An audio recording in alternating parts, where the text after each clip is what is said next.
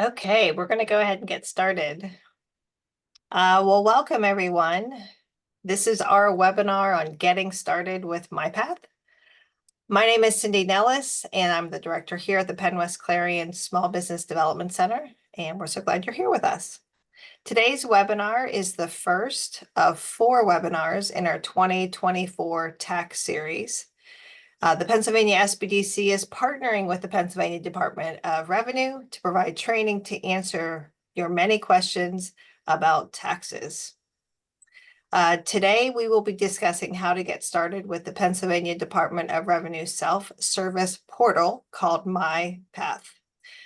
We will cover what type of profile users should be creating, as well as how to successfully register, gain access to both personal and business-related accounts, and explain what features are available through the portal, both as a logged-in user and a non-logged-in user. Before we get started, let me just provide a few reminders. Following today's webinar, you will receive all the presentation slides, our webinar series flyer, and the recording of our webinar. If you have a question for me, your host, please enter it in the chat box. If you have a question for our experts here with the Department of Revenue, we just ask that you put that in the Q&A. So I'd like to give you a quick intro to the Small Business Development Center. Our program is a grant-funded program with a mission to help businesses start, grow, and prosper. We provide education, information, and tools to help our businesses make better business decisions. And we do this through our one-on-one free and confidential business consulting services. We provide training like today, and we do that in various forms. Of course, today is a live webinar. We also offer in-person, and we also offer on-demand training events. We also use our funding to provide, to purchase information, database information, and resources related to conducting industry and market research, financial analysis, and implementing marketing strategies. And so to access those tools and resources, we just ask that you become a client of the Small Business Development Center. Again, our services are at no cost, and we will work with you one-on-one and provide you access to those resources. The Small Business Development Center, we also partner with many economic development organizations to help connect you, our business owners, with many more resources to help you start and grow your business. So again, another reason to connect with us as we can help you in many different ways. The Pennsylvania Small Business Development Center, Pennsylvania Small Business Development Center is a network of 16 centers, all located in institutions of higher ed. I'm sorry, we're now 15 centers. We are part of America's Small Business Development Center, a national network that enables individuals and businesses all over the country to access our program services in their neighborhood. If you're not registered as a client, we ask that you do sign up as a client, and we will be sending you information on how to do that.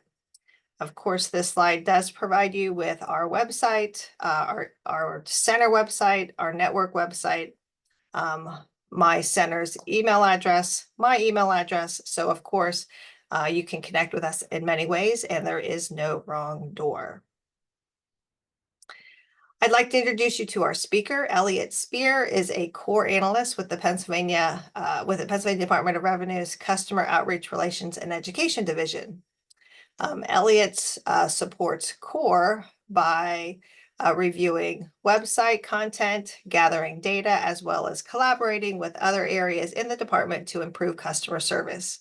He is a graduate of West Virginia University with a Bachelor of Science in Agribusiness Management and Rural Development. Mr. Spear also has an MBA from Shippensburg University. So with that, Elliot, I'll turn it over to you.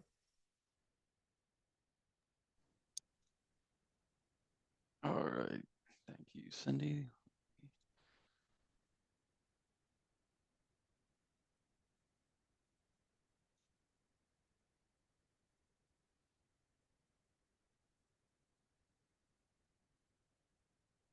Okay, looks great. All right, thank you, Cindy. Good afternoon, everyone. As Cindy mentioned, my name is Elliot Spear, and I'm a core analyst for our Customer Outreach Relations and Engagement Division within the Customer Experience Center here at the Department of Revenue. So in simpler terms, that means that my area pretty much handles all the outreach and education efforts provided by the department. So we've created this module to help you all understand how to get started with myPATH, which is our new customer service portal. And we'll also talk to you about what self-service options there are out there.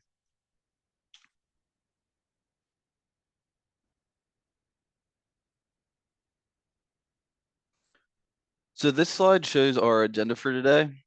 So as you can see, we will cover a quick overview of our modernization project.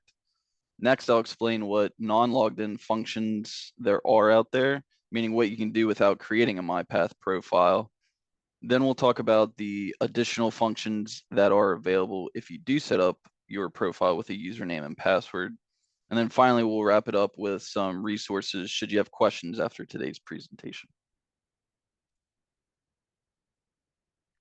So first, we're going to go over the overview of our modernization project.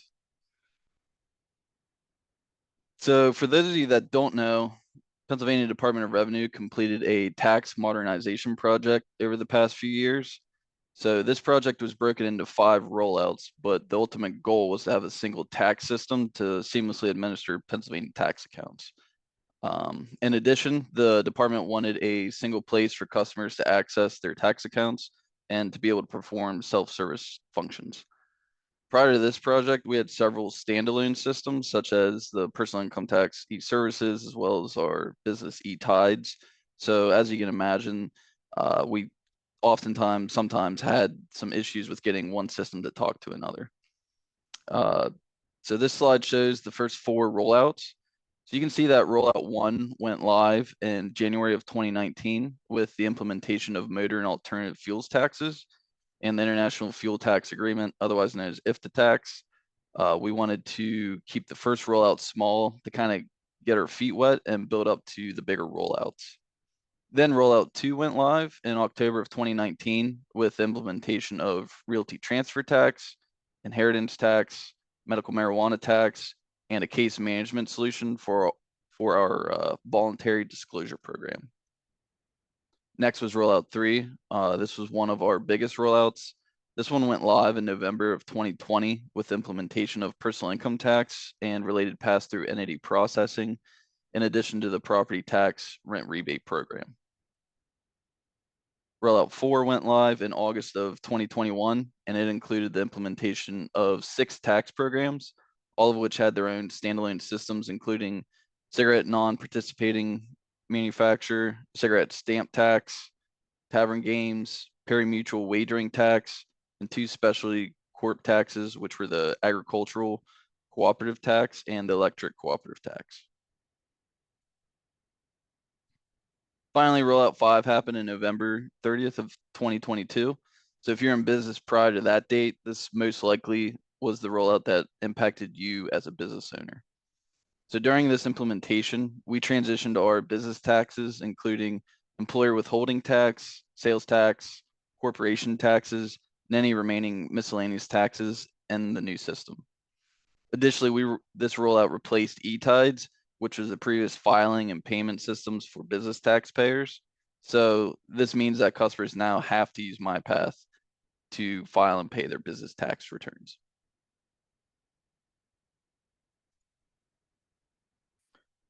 So if customers are unable to file and pay via myPATH, we do have a service available to submit returns and payments by phone.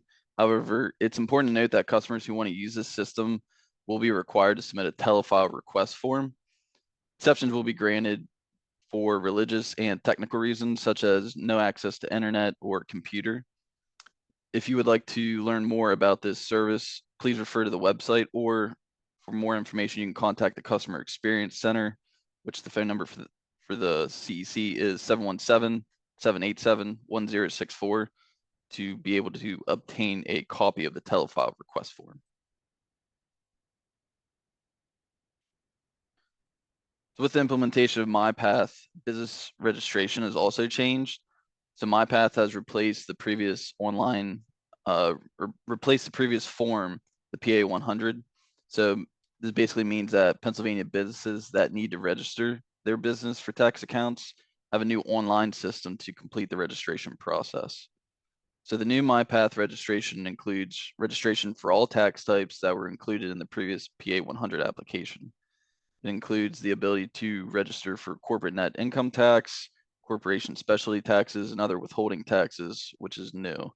You can view a full list by clicking on the link to the Pennsylvania Online Business Tax Registration from the myPATH homepage.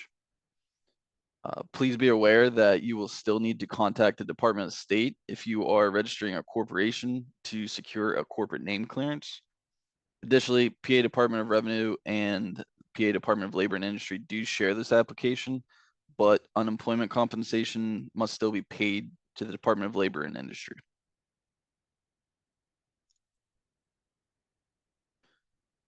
We've referenced myPATH a couple of times now, so let's take a look at what the customer portal looks like. We're going to approach this conversation by separating it into non-logged in versus logged in functions. When we refer to non-logged in functions, we're essentially saying things that you can do without creating a myPATH account or setting up a username or profile. So to access the customer portal, you'll need to visit mypath.pa.gov, which will take you directly to the myPATH homepage. This screen shows you what the homepage looks like. This part of non-logged in functions, you'll want to scroll past the black login box in the upper right-hand corner of the screen, and then you'll want to view the panels below. The first panel is the payments panel. So you can see here that you can make a payment, track payments and credits, and view information on how to set up a payment plan.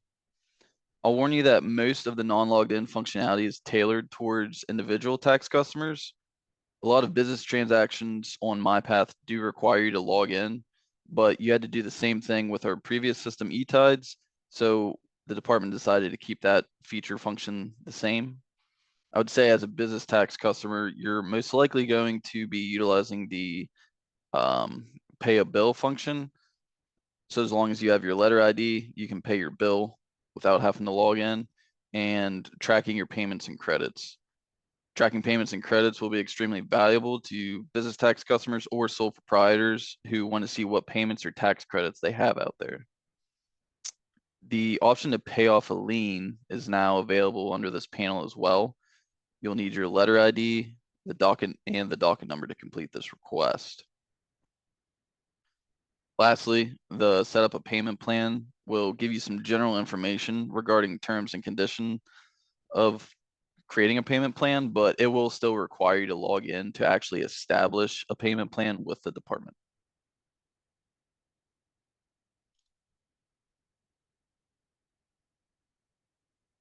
The returns panel is, of course, where you go to file a specific return. So here you can see file a personal income tax return is the first option. The second option is filing your personal income tax return in Spanish. Then you'll see how to file business tax returns. Again, most of the business tax functionality is a logged in function, so you'll be prompted to log in before you can proceed to do anything. You can, however, file a use tax return, or you can verify a 1099-G or a 1099 INT for any overpayment or interest that you may have received from the department.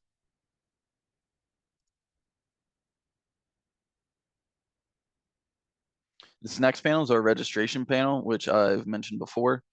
So one thing I do want to mention is that this option is for those businesses who do not have a tax account registered with the Department of Revenue. If you're an existing entity who is just trying to add additional tax account, there's an option to do that while logged in, which we'll cover later on. However, if you're brand new, just getting started, you'll use the Pennsylvania Online Business Tax Registration hyperlink right from the homepage. And once that's completed, you'll receive a confirmation code, which you can then use to create your myPATH profile or check the status of your registration. Additionally, we have a brand new feature, which is the nonprofit sales tax application and checking the status of that. This is essentially the form Rev 72. Again, the only nonprofit organizations should be using this. If you're a for-profit entity, you'll want to use the Rev 1220 if trying to receive an exemption for any reason, but that's not currently available on the portal. You would have to go to the Department of Revenue's website to obtain that form. This next panel is the rebates panel, which is where you can file a property tax rent rebate application, as well as check the status of a submitted application. Like returns, we strongly encourage taxpayers and rebate applicants to submit their forms electronically whenever possible. Automatic calculators reduce mathematical errors, and supporting documentation can be uploaded along with your return or application. This is by far the quickest way to get those forms to the department for processing purposes.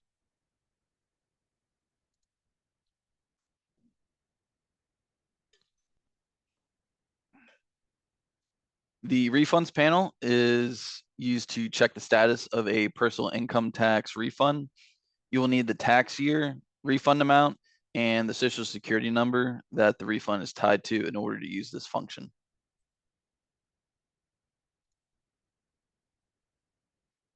The next panel is our identity verification panel.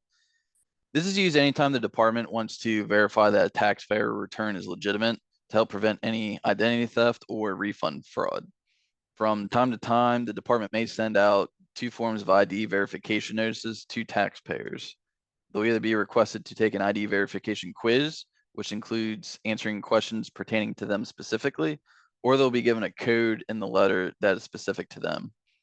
In both instances, they'll need to go to the identity verification panel and click on the appropriate link, then follow the instructions.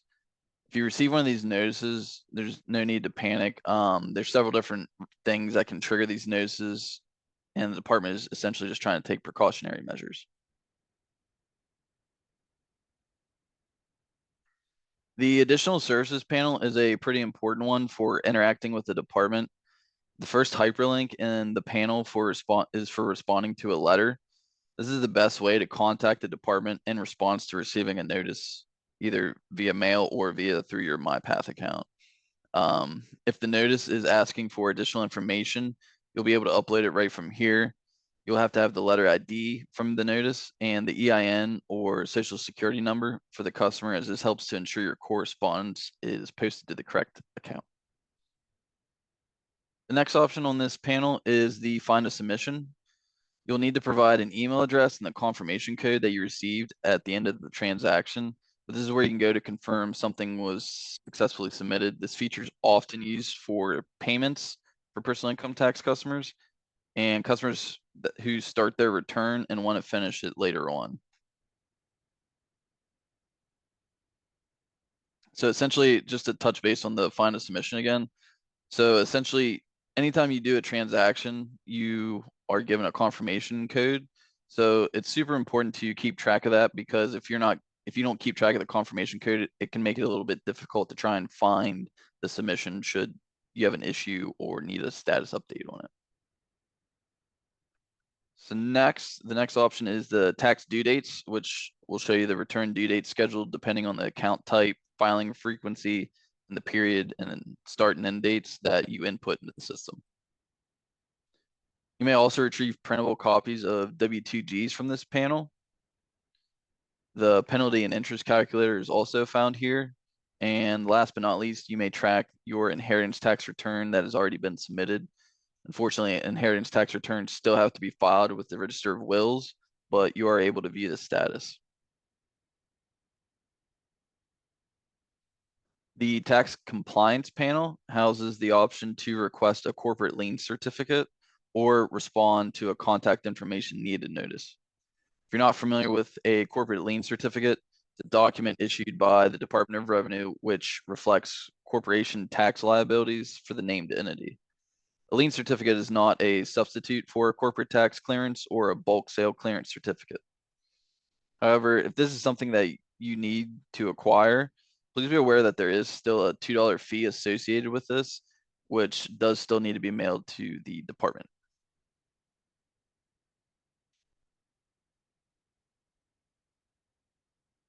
And lastly, we have the Learn More panel.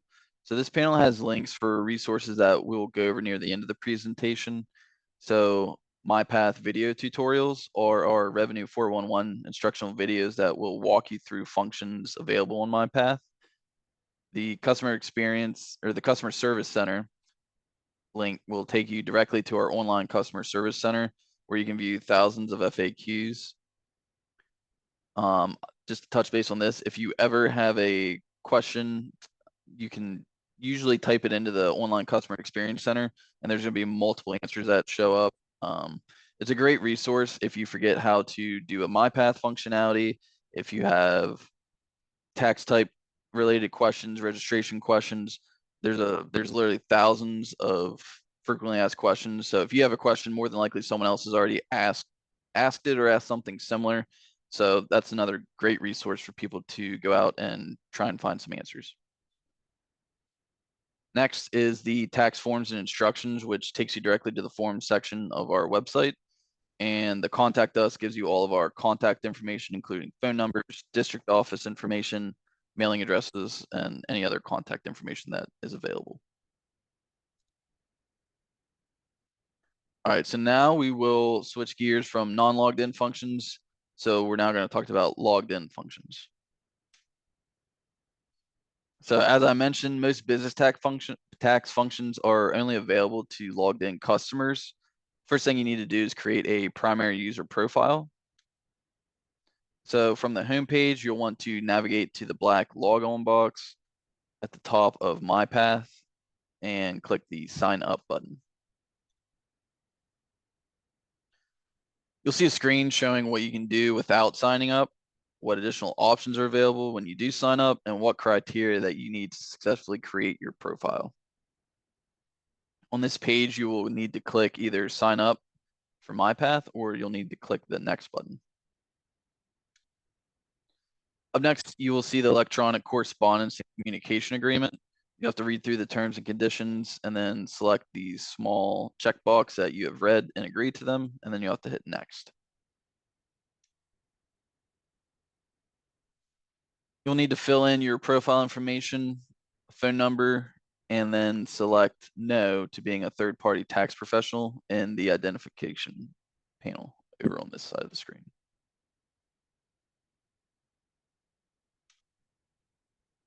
After selecting no, you will need to choose an identification type.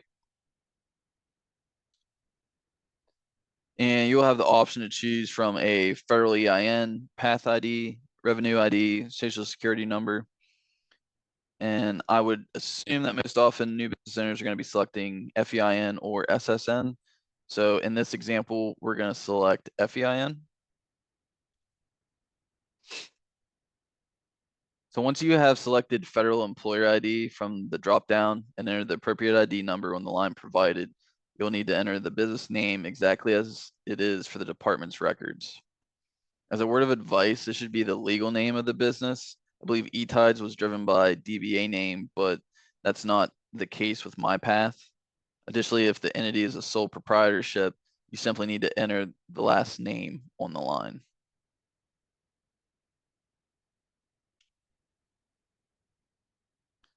So the next screen that you are presented with is the account validation. Here you'll need to choose the account type that you're trying to gain access to. One thing to keep in mind about myPATH is everything is driven by tax type. So you will need to add access to each tax account, which we'll talk about a little bit later on. And if you have more than one tax account, select one that you're able to easily validate. That way you can get started.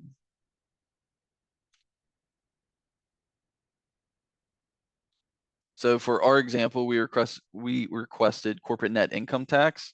Then you'll see it asks to select an account validation method. The validation methods include letter ID, online business registration confirmation number, payment amount, or return line item. So if you cannot validate using one of the methods outlined, you'll need to request an access letter in order to be able to gain access to your account. Only access letters can be utilized to gain access to a tax account.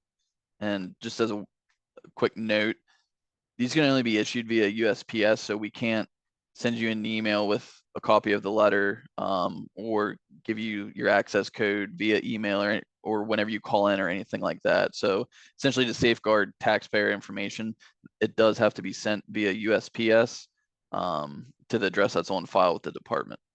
If you would happen to your address not be correct, your best bet is to contact the department, and that way we can kind of figure out the issue and get the access letter to the correct address. So for our example, we selected return line item and entered the exact amount on the line provided. So after completing the necessary fields, myPATH will ask if you would like to opt in for electronic mail delivery. So then you will need to choose the option that you would like and click submit at the bottom. Once that's done, you'll receive a confirmation screen that advises you to now log in with your new username and password. So you can click OK, which will take you back to the black login box where you can enter the username and password that you selected, and then select login. You'll then have to set up your two-step verification. For this example, we're going to use a text message. Typically, we recommend for people to utilize a cell phone number, as people tend to always have access to their cell phones, but you can utilize an email address or authenticator app. So you can enter in the phone number that you would like your activation code or authentication code sent to, then hit save. This does not have to be the same number that you entered to create your profile. For example, if you use a business phone number to create your user profile, but you want the security code to go to your cell phone, you can enter your cell phone number here. Then you'll have to enter in the code that you get via the text message and hit confirm. Then here you will need to enter your first and last name, as well as select a secret question and the answer. Additionally, you will have the option to add a secondary phone number or set up due date reminders, but that is not required.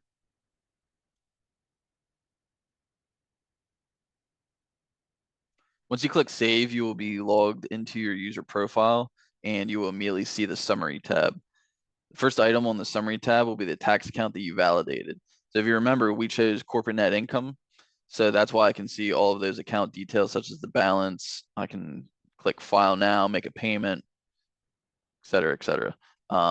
If you look beneath that, you can see that I have additional tax accounts, but I need to actually add access to this account before I can perform any transactions for those tax types. So you'll need to click the outline red box and continue through the prompts to gain access to those specific tax accounts. You'll then need to choose the type of access or access level that you want for each additional tax account. So file returns or file returns and make payments are always going to be the highest level of access. I personally would recommend that you choose that option since you're the primary account owner. So you want to be able to see or do whatever you want with your tax accounts. Please keep in mind that you will need to add access to license accounts as well. So if you're adding access to something like a sales tax license, you will only be able to have view only access. That's because you don't file or pay anything under the actual license account. That's done under the sales use and hotel tax account. Then you'll have to click save and you'll see that tax type then is added to your summary tab and you will gain additional functionality then. The next function within myPATH that we're going to talk about is requesting a statement of account. So to perform this, you will need to be signed into your account. Click the More tab at the top of the screen. Then you will need to locate the Accounts panel. From there, you will select Request Statement of Account hyperlink. And then the next screen will allow you to select which tax account that you would like a statement of account for. So as you can see on the screen, we have 6 different tax account types. But today we're going to request only 3 for corporate net income tax, employer withholding tax, and sales and use tax. So once you select those, you can hit the submit button. You will then receive a confirmation screen advising you that your statements are available in the letter secondary profile. So you can click the OK button to be routed back to your profile page and access the letters panel. So after clicking OK on the confirmation screen, you'll return to the More tab of your myPATH profile and locate the letters panel. And then you will scroll down and select View Letters Hyperlink. And then your requested statement of account will be in your inbox. So you'll need to click the bold name of the letter in the type column to be able to open the letter. And then your statement of account will open, which you can then print, or you can save it to your desktop or computer.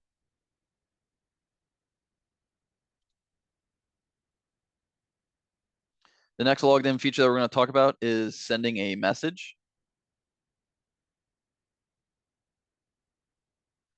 So once logged in, you can locate the messages panel under the More tab. You can locate the send a message hyperlink under the messages panel. You'll then be taken to a new screen where you will need to select the appropriate hyperlink depending on the type of question. So if you have a specific question that is related to the tax account, you would need to select the tax account, or if it's a general taxability question, you can select the first hyperlink. In this example, we're going to click the client hyperlink located right here on the screen. So again, once you select that, there will be another series of hyperlinks that you can select. So if it's a generic question regarding your account, you can select the first link. All the following links will be account specific depending on what they're registered for and what returns have been filed. So for our example today, we're going to select sales and use tax account. Then you'll need to either select the specific period, or if it is not, the question is not period specific, you can click the very first link. For today's example, we're going to select the period ending 31 December 2021.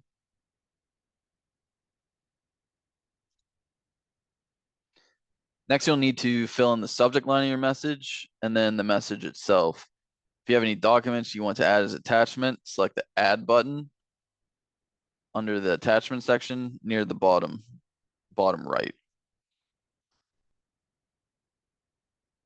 So just as a note of precaution, sending a message to the department is not a means of submitting returns and forms. Typically, every form has an email address or fax number located in the instruction sheet for the form that you can submit the form to.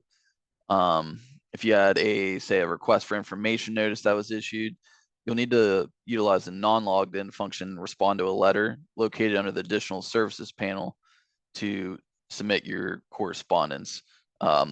Submitting it through a message is not the best way for processing purposes. And so once you have filled out the required fields and add any attachments that you do want to include, you can click submit. And once submitted, you'll receive a confirmation screen showing that your message was successfully sent. And then you will be notified, you'll receive a notification once the department does respond to your message. So again, once submitted, you're going to get a confirmation screen, such as what's showing on the screen right now, that your message was successfully sent.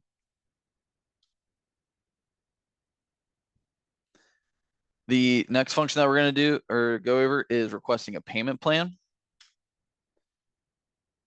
So once you're logged in and from the home page, you'll need to go to the payments and returns panel. So again, that's under the More tab.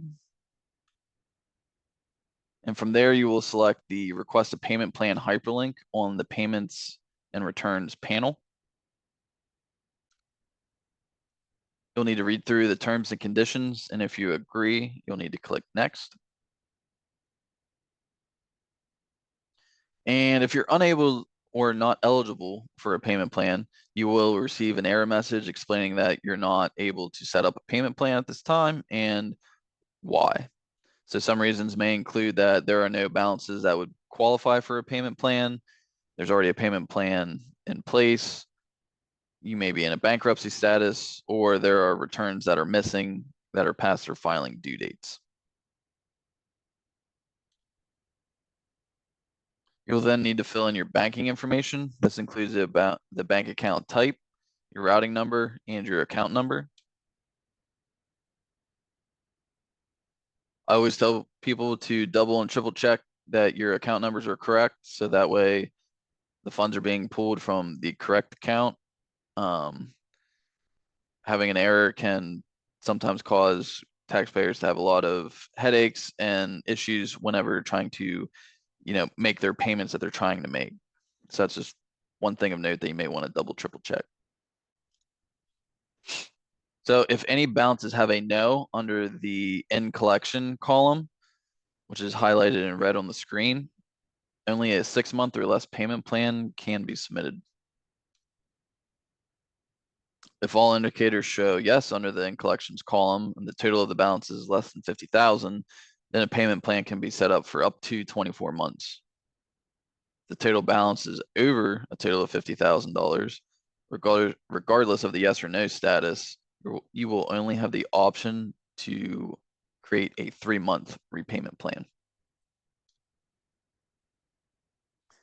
A down payment is optional and will not count as being the first installment that is needed to be made within the 30 days. So if you do opt to do a down payment, the system will ask you to select the date of this payment. You'll need to select the date of the first payment, and then you will need to put in the number of payments that you are looking to make. One important note, you will receive an error and you will not be able to continue if you do not select a first installment date within 30 days and a number of payments that is allowed depending on the stage of the balances. Since the balance I'm requesting a payment plan on is under 41,000 and had a yes indicator for collections, I'm able to set it up for the maximum amount of payments, which is 24. So here I tried to request more than 24 payments, which resulted in an error telling me I've exceeded the maximum amount of payments allowed. A little hyperlink will appear below requesting an extended payment plan. So clicking the hyperlink will provide additional information on how to contact the Customer Experience Center regarding a longer term payment plan and what information will be needed to be completed for the Customer Experience Center to review.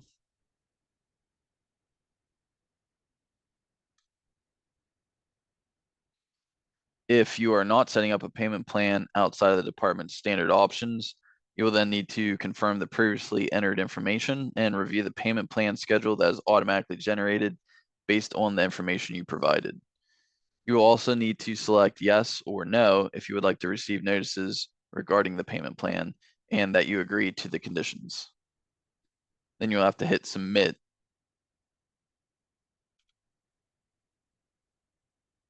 You will receive a confirmation number and you'll need to make sure to read the wording in the confirmation statement. Any payment plan that is submitted that is longer than 12 months will have to be reviewed by a payment plan unit supervisor to see if the payment plan will be approved first. So if the payment plan is denied or there are any questions, somebody from the payment plan unit will contact you directly.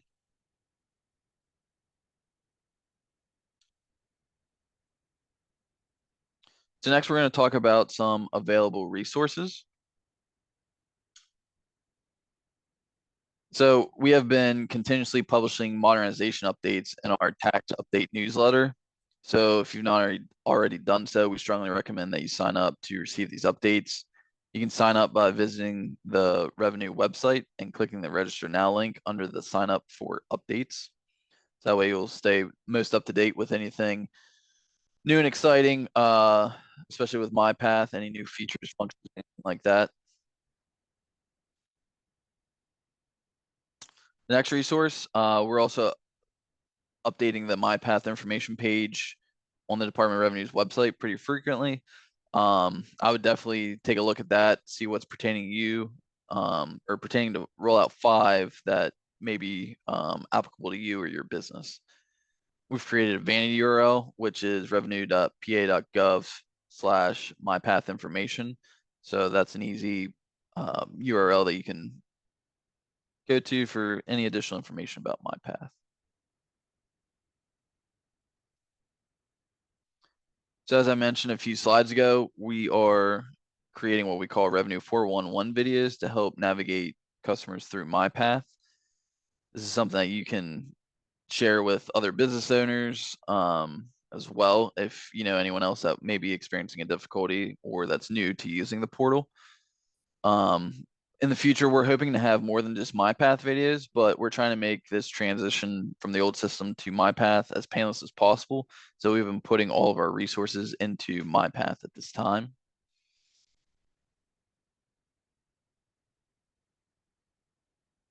And so, like I said, we're constantly creating new videos. So if you go to the Department of Revenue's YouTube channel and subscribe, and I believe you have to click the ring bell, but you'll be notified every time that a new Revenue 411 video is uploaded then to the YouTube channel. And then one of the other resources that we have is Pathfinder. So this is another source for myPATH information. So this is essentially a chatbot feature that you can access while using myPATH. It's always located in the upper right-hand corner of the page. Pathfinder is truly a virtual assistant who is trained to handle myPath specific questions.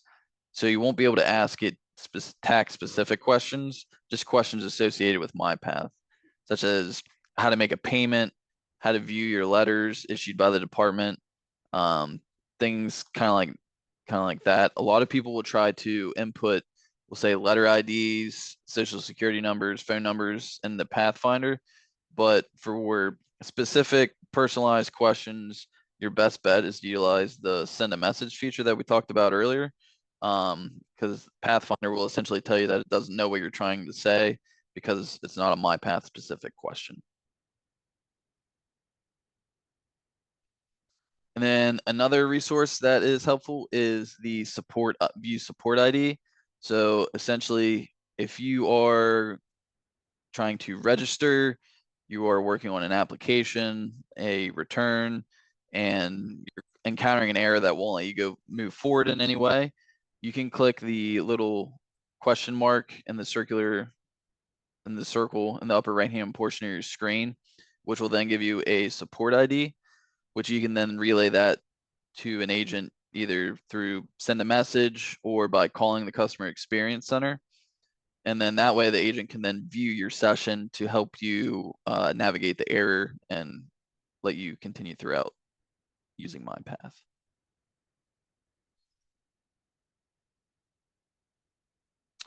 And that concludes the presentation. So I guess at this time we can open it up to questions. Thanks, Elliot. That was great.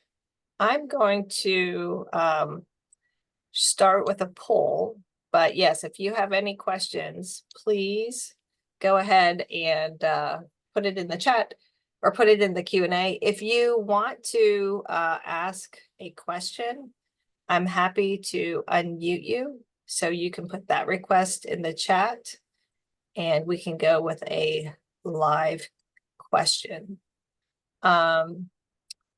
Elliot, there was a question in chat. Is that what you wanted to address, Alicia? Yeah, I was going to ask if I can just jump on and kind of talk about that real quick. Yeah. We get a lot of people who are really confused about kind of registering versus signing up, especially when they're new entities. If you are a brand new entity, so you have no tax accounts with the Pennsylvania Department of Revenue, you would go to the myPath homepage. So you would go to mypath.pa.gov, find the panel that's titled registration, and you would complete the PA online business tax registration from there. If you are an existing entity, you actually have to create your myPath profile first, sign into your profile, and then register a new business tax account. Often this is confused by sole proprietors or single member LLCs that are operating under their social security number. So they don't realize that they already have a tax account with us because they do have their personal income tax account. So they actually have to log in and then register that new business tax account. In addition, John asked a question in the actual chat, and he said, I'm looking to start an LLC and would be using an accountant to do my taxes. Should I create a myPATH account now or wait to talk to them? That's more of a personal preference. What I will say is if you create a primary user profile and then you plan to have your accountant create a third-party user profile and gain access to your account, you will have to grant them access. So you have to approve their access request. If they go in and create a profile and request access to your account and they can properly validate it and you don't already have a profile, they can gain that access just a little bit easier because again, they're providing certain criteria that validates the account and they can get in. But if we see, oh, there's already a primary user here, then you have to actually take one step further and grant that permission. Did that answer your question, John? Do you have any additional follow-up questions to that?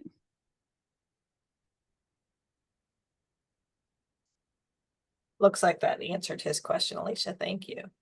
Awesome. Any other questions before we finish up for today? So as a quick reminder, we will be sharing the recording. We will be sharing the slides. I will be sending our tax series flyer. And so we hope that you plan to join us. Coming up on October the 9th is Pennsylvania Taxes for New Businesses. It's a very comprehensive webinar filled with good information for anyone. And then in November 13th, we have sales tax basics, and then we round out our year on December 11th with withholding basics. So those are our upcoming webinars for the tax series. In addition, I encourage you to take a look at the Pennsylvania SBDC website, which is pasbdc.org. There are training events being offered by all 15 centers. And you might be able to find more, I'm sure that you will find more topics that would be relevant to you. And so we have a question from Janet. If you are a startup sole proprietor and have super small sales, do you have to pay sales tax quarterly, or does your accountant do it when they file taxes?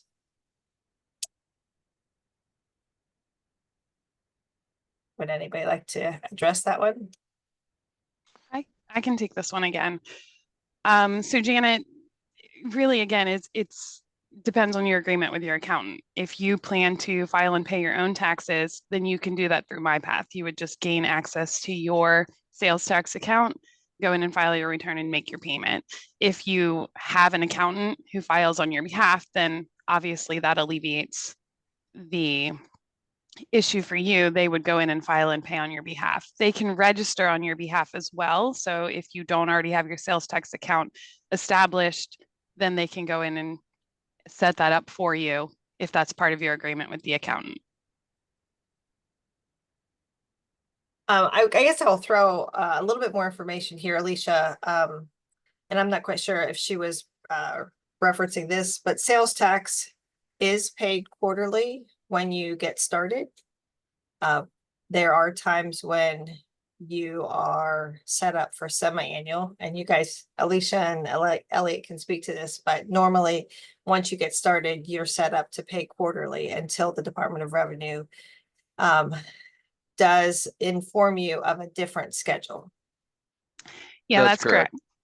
Sorry, Elliot. No, you're good. I was just going to say it's essentially based on your total number of sales is what your filing frequency is determined by. So yeah, you are correct in that. Initially, as soon as you would create an account, you would be quarterly, typically. Yep, we do an annual review. So in the third quarter of every year, we go through and we look at the counts. Obviously, the more sales that you have, the more frequent that it would be. The less sales that you have, the less frequent. You can also request a frequency change through myPATH if you do disagree with the frequency we have you set on, and then it would go through for a manual review, and we would let you know if that's something we can accommodate. Great. All right. I do think we have wrapped up. So thanks, Elliot. Thanks, Alicia and Don, for being with me today. And thanks for joining us. And we hope that you are back with us in October for Pennsylvania Taxes for New Businesses. Thanks, everyone. Have a great day. Thank you. Thanks, Elliot.